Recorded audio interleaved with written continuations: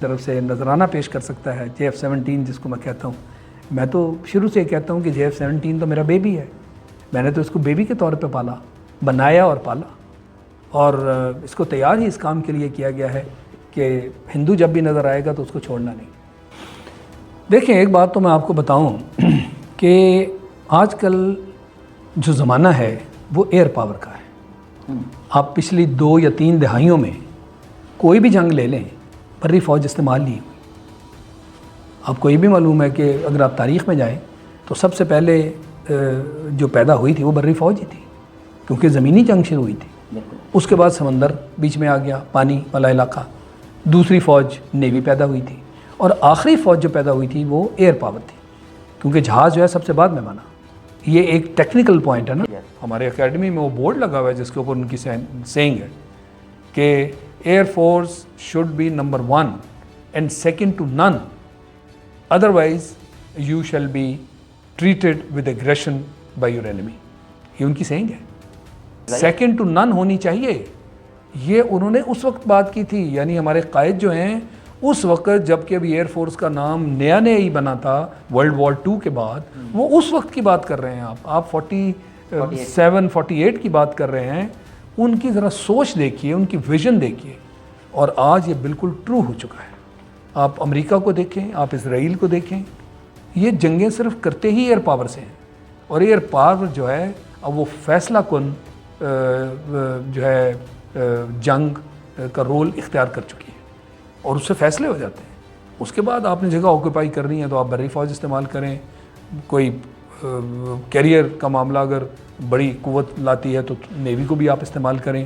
تو مقصد یہ ہے کہ اور جب نیوی اور آپ کی بری فوج استعمال ہوتی ہے, ایئر فورس نے اس کو بھی کور دینا ہوتا ہے, کیونکہ وہ ہوا سے تو بالکل وہ بھی ایکسپوزڈ ہے. جیسے ابھی آپریشنز ہوئے ہیں وزیرستان میں بالکل دہشت گردوں کے خلاف, بالکل اس میں بری فوج اگر کے اوپر اگر وہ آپ ایئر فورس نہ ہو پروٹیکشن دے رہی تھی پروٹیکشن تو ایئر فورس ہی دے رہی تھی. ایئر فورس نے بلکہ لیڈ کیا اس کو بھی, کیونکہ ایسے علاقے تھے جہاں بری فوج جا ہی نہیں سکتی تھی. تو ایئر فورس پہنچی وہاں پہ اور وہاں جا کے ان کو بمباری کی اور ان کو نیست و نابود کیا. علاقہ جب ریزسٹنس اس کا ختم ہو گیا, مزاحمت ختم ہو گئی, تو بری فوج سے کہا جائیے آپ اس علاقے پہ قابو کر لیں. تو پاکستان کی فضائیہ جو ہے وہ کتنی برتری رکھتی ہے سر بھارتی فضائیہ؟ یہ میں نے بالکل ایئر پاور کی بات کی. میں یہ نہیں کہہ رہا کہ دوسری ہماری جو فوج ہے بری ہے یا بحری ہے اس میں کوئی کمی ہے یا کوئی ایسا نہیں. وہ پوری طرح تیار ہیں, جہاں کہیں ان کی ضرورت ہوگی وہ اپنا کام کریں گے. مگر میں آپ کو صرف یہ سمجھانے کے لیے کہ ایئر پاور کا رول کیا ہے میں نے یہ بات کی. لہٰذا ضرورت اس بات کی ہے کہ آپ کی ایئر پاور جو ہے وہ خوب مضبوط ہو.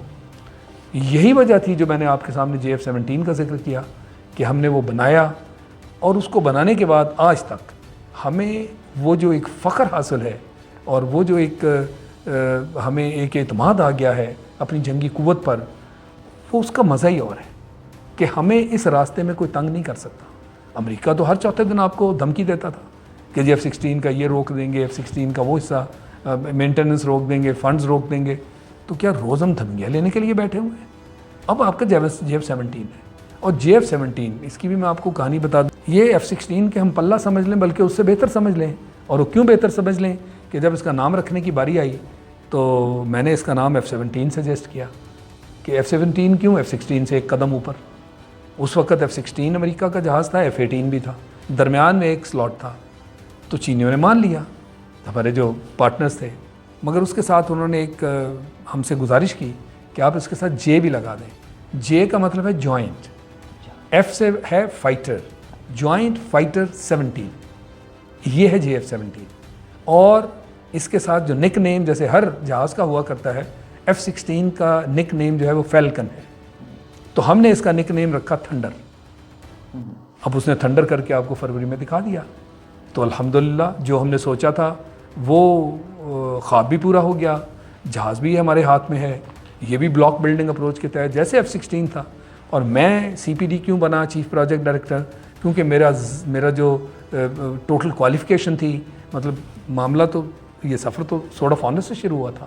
پھر F-16 میں سلیکٹ ہونا, F-16 فلائی کرنا, اپنے لوگوں کو ٹرین کرنا. تو اس کے ساتھ میں فرینچ ٹیکنالوجی میں راجے بھی اڑا چکا تھا. میں F-86 جو سیبر ہے امریکن جہاز وہ بھی اڑا چکا تھا جب میں ینگ ایج میں تھا. تو دونوں ٹیکنالوجیز بھی میرے ایک بیک گراؤنڈ میں تھی. تو یہ وہ چیز تھی جس کے تحت پھر مجھے چیف پروجیکٹ ڈائریکٹر بنایا گیا. اور اللہ نے یہ جو قوم کے لیے ایک چھوٹا سا انسان اپنی طرف سے نذرانہ پیش کر سکتا ہے, JF-17 جس کو میں کہتا ہوں. میں تو شروع سے کہتا ہوں کہ JF-17 تو میرا بیبی ہے. میں نے تو اس کو بیبی کے طور پہ پالا, بنایا اور پالا, اور اس کو تیار ہی اس کام کے لیے کیا گیا ہے کہ ہندو جب بھی نظر آئے گا تو اس کو چھوڑنا نہیں. اور ایسے ہی ہوا. اس نے جو کام کر دیا فروری میں وہ ہم سب کے سامنے ہے. الحمدللہ ہمیں اس پر فخر ہونا چاہیے. ہمارے ہاتھ میں ہے, ہم جتنے چاہیں یہ بنا کر اپنی ایئر فورس میں انڈکٹ کریں, کوئی کسی قسم کی پابندی نہیں. وہ جو میں بات کر رہا تھا کہ بلاک بلڈنگ اپروچ کے تحت بنا, وہ بھی چونکہ میرا F-16 کا تجربہ ہے.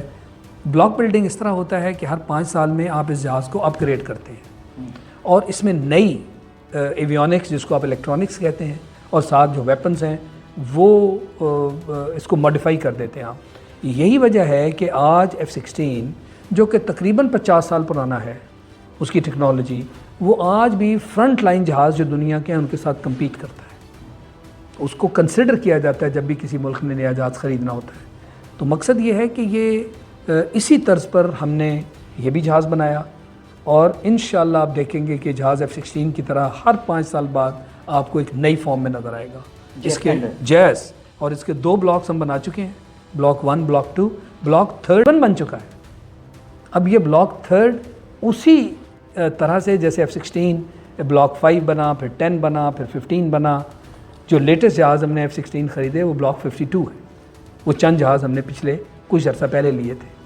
تو مقصد یہ کہ اس جہاز کو state of the art modern رکھنے کے لیے یہ بلاک بلڈنگ اپروچ ہم نے اڈاپٹ کی, اور اسی کے تحت JF-17 ماشاءاللہ چھلانگے لگاتا ہوا آگے بڑھ. مسائل کے بغیر تو جہاز ہی مکمل نہیں ہوتا. روایتی غیر روایتی سے مراد تو آپ کا نیوکلیئر مسائلز اور بامز اور ساری چیزیں آ گئی نا. نیوکلیئر کیپیبلٹی جس کو آپ کہتے ہیں, اور نیوکلیئر کیپیبلٹی اگر آپ کا ماڈرن جہاز نہیں اس کو پورا کر سکتا تو پھر تو اس میں بہت بڑا ڈرا بیک ہے, بہت بڑی کمزوری ہے.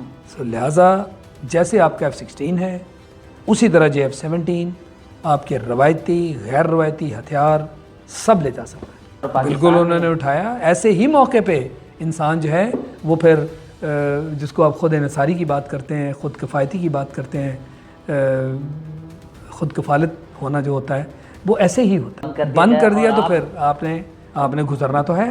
میں کیوں پاکستانیوں کی بات کرتا ہوں, کیونکہ ہم وہ جو اقوام متحدہ کی قرارداد ہے اس میں دستخط کرنے والے ایک فریق ہیں. 2 فریقوں میں سے ایک فریق ہم ہیں. بالکل ایک ہندوستان تھا, ایک ہم ہیں. جب ہم بات کرتے ہیں OIC کی, بالکل مسلمانوں سب کا فرض ہے, ان کو بھی کھڑے ہونا چاہیے, مگر وہ آج تک فلسطین کے لیے کھڑے نہیں ہوئے جو کہ عرب دنیا کا ایک علاقہ, اور ان کے سامنے اسرائیل جو ہے وہ فلسطین کو قابو کر کے لے گیا. اور ہم پاکستانیوں کے طور پہ ہم نے اپنے پاسپورٹ میں لکھ دیا all countries of the world except Israel. ہم تو ایک دن میں ہم نے ان سے دشمنی مول لے لی.